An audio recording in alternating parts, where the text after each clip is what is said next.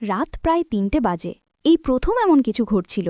রাতের নিস্তব্ধতায় আমি মাসির সাথে তাদের বাড়িতে একা ছিলাম। বাড়িতে তখন ইলেকট্রিসিটি ছিল না, শীতের মৌসুম ছিল এবং চারদিকে ভয়ানক অন্ধকার ছেয়েছিল। এই অন্ধকারে মাসির সুন্দর মুখ আরও উজ্জ্বল দেখাচ্ছিল, আর মাসি খুব গভীর ঘুমেছিলেন।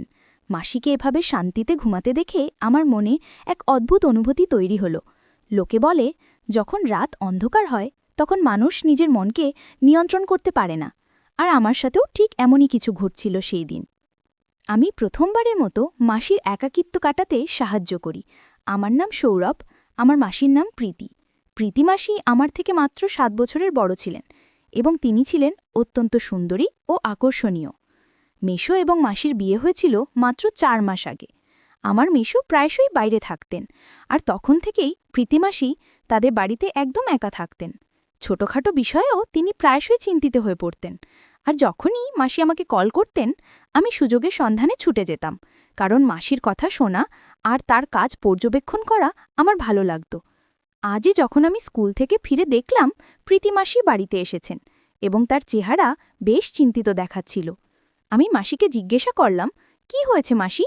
তখন মাসি চিন্তিত হয়ে বললেন, সকাল থেকে বাড়িতে লাইট নেই, কারণ সময়মতো বিল জমা দেওয়া হয়নি, তাই লাইনের সংযোগ কেটে দেওয়া হয়েছে। কথা বলতে বলতে মাসির চোখে জল চলে এলো। আমি মাসিকে জিজ্ঞাসা করলাম, আপনি লাইটের বিল জমা কেন করাননি? মাসি বললেন, সৌরভ, তুমি তো জানো যে তোমার রাহুল মেশো প্রায়শই শহরে থাকেন। আমি এখানে একদম একা থাকি, আর পুরো বাড়ি একা কিভাবে সামলাই। আমি লাইটের বিল কোথায় রেখেছি ভুলে গিয়েছি, তাই জমা দেওয়ার কথা মনে ছিল না এবং লাইন কেটে দেওয়া হয়েছে।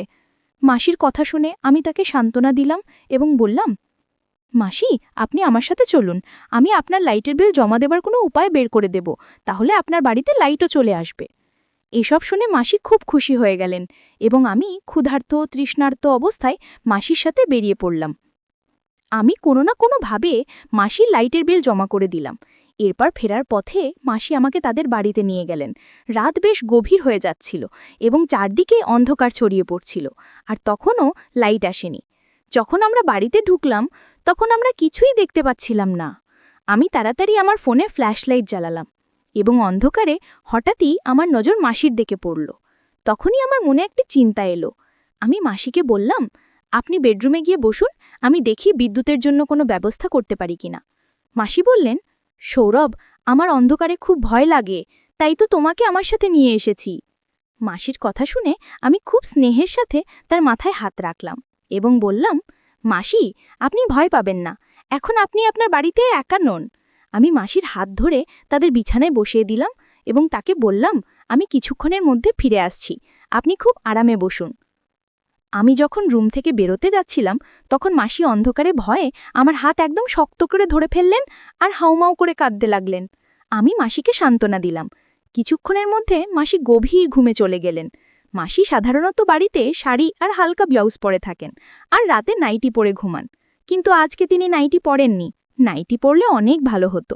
আজ হালকা সবুজ রঙের শাড়ি পরেছেন। শাড়িতে ঘুমন্ত মাসিকে দেখে পরীর মতো লাগছিল।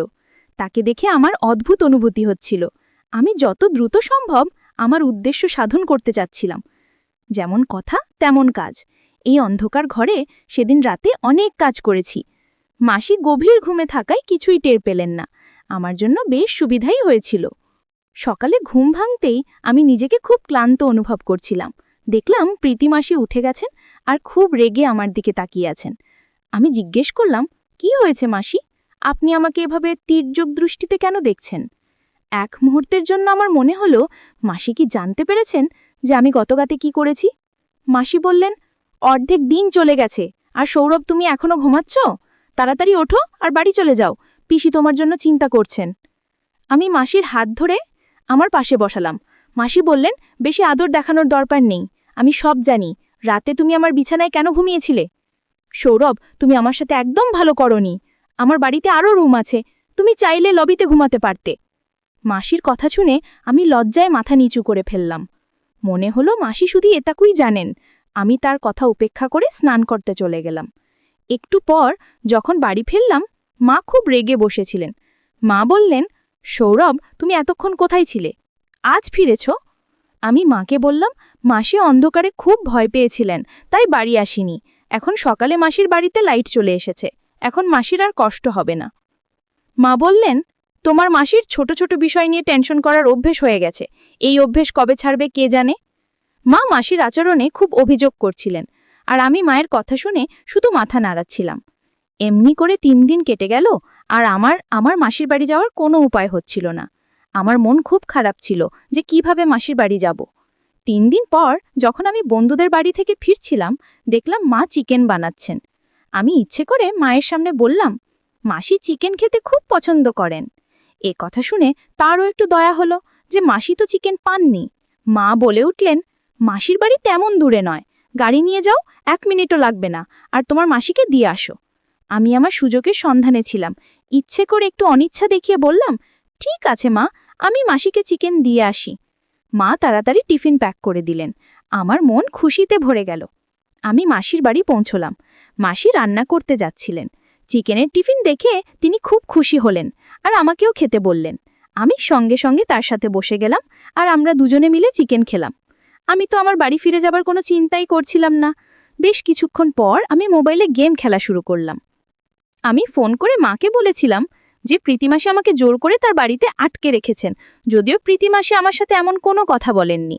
আমি মাসিকে বললাম, আপনি দিন দিন এত চিকন হয়ে যাচ্ছেন, আপনি বেশি করে খাবার পানি খান না কেন? মাসি বললেন, রোজ জুস খাওয়ানোর মতো কেউ নেই, তাই হয়তো এরকম হচ্ছে। আমি বললাম, ঠিক আছে, এখন থেকে এই দায়িত্ব আমার। তারপর আমি আনারের জুস এনে নিজে মাসিকে দিলাম এবং তাতে এক ধরনের ওষুধ মিশিয়ে দিয়ে দিলাম। মাসি আমার দিকে তাকিয়ে বললেন, তোমার মতো ছেলে সবার হওয়া উচিত। তোমার রাহুল মাসও এখানে নেই, কিন্তু তুমি আমার এত খেয়াল রাখো যে এখন আমার তেমন সমস্যা হয় না।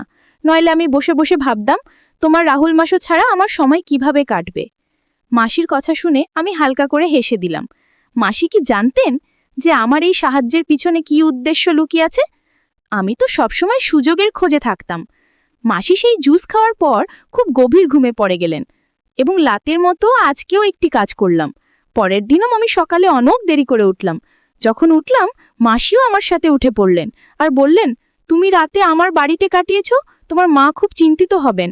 আমি বললাম, না মাসি, আমি মাকে ফোন করে বলেছি তাদের কোনো টেনশন নেই, মা নিশ্চিন্তে বাড়িতে আছেন।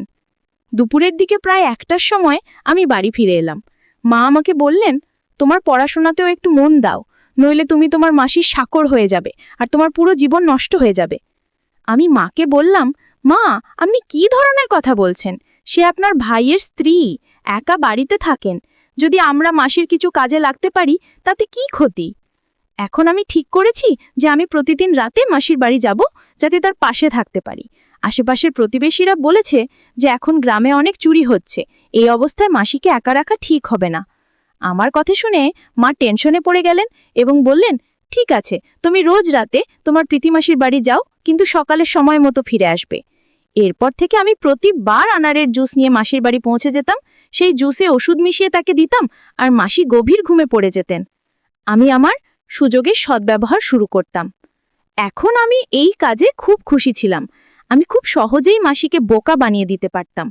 মাসি কখনো আমার উপর সন্দেহ করেননি, আর বুঝতেও পারেননি যে আমার উদ্দেশ্য